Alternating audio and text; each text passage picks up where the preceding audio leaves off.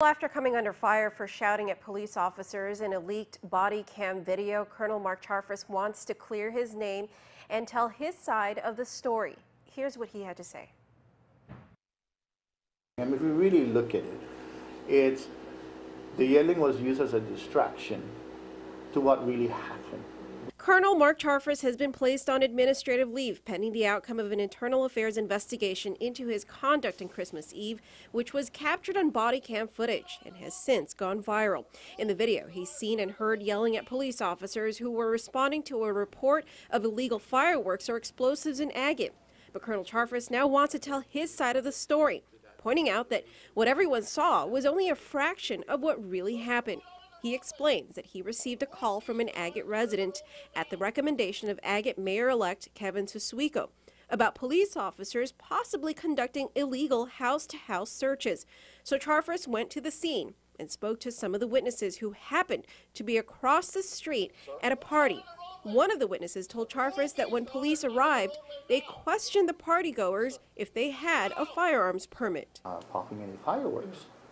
And just at that time, fireworks went off down the block. So one of the residents, came out and said, "Sir, you can see it's not us. The firework just went off right down the block." So the officer looks across the streets and sees a ladder that's going up to a roof of a house, and he goes, "Whose house is that?" And the the participants of the party says, "Sir, there's no one home there."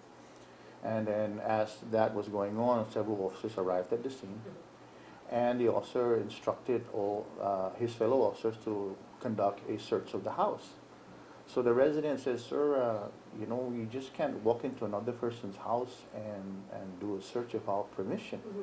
The officer turns around and tells the resident who was participating at a party, says who, and continues to execute the search.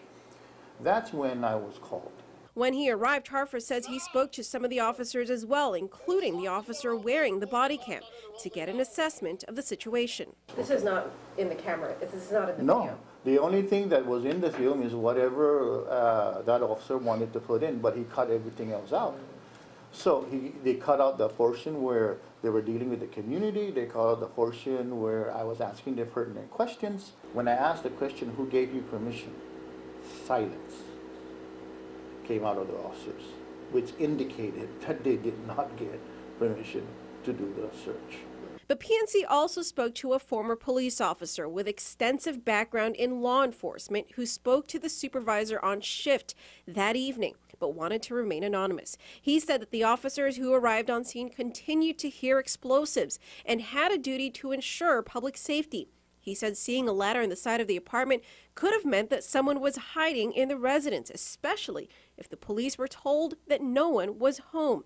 Our source also said that at that time, the police officers were concerned that the explosives could have been California seals, which is the equivalent of a quarter stick of dynamite and has a kill zone of 5 to 10 feet. But Colonel Charfauros said that the officers had already been there for over 20 minutes and had no concrete evidence. They were there already for over 20 minutes when I showed up. I was called to that area.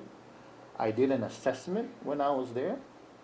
There was really no reason for them to conduct. They did not. The elements to conduct a search based on imminent danger or probable cause did not exist. So based on that assessment, I instructed the officers to go ahead and move. There was no need to block the road anymore. Go ahead and move it. If you want to continue this house-to-house search, get permission. To that, our source said that the officers could have left their vehicles there for hours if they needed to in order to ensure the safety of the public. And with their boom lights on, he pointed out that it was the equivalent of announcing their presence. So what about Colonel Charfaus's conduct seen in the video? Charfauros says he was not intoxicated at the time. I have slurred speech. I'm taking medication, and I do not mix prescription medication with alcohol. You just don't do that. I do have slurred speech because of my Bell palsy. Now, I was raising my voice, but if you notice, the officers weren't really moving when I was telling them, so I took that as they couldn't hear or understand what I was saying. Now, if they're saying that I'm guilty because I yelled at the officers for the officers disrespecting the constitutional right of the citizens of this territory and refusing to treat the citizens of this territory as citizens as opposed to outright criminals, then hey, I'm guilty of yelling at these officers for doing that. But keep in mind that these officers represent me as their commander, and that's not what I stand for. That is not what the Guam Police Department stands for. Now, Colonel Charfauros says he does support the internal affairs investigation and is confident that his name will be cleared of any wrongdoing.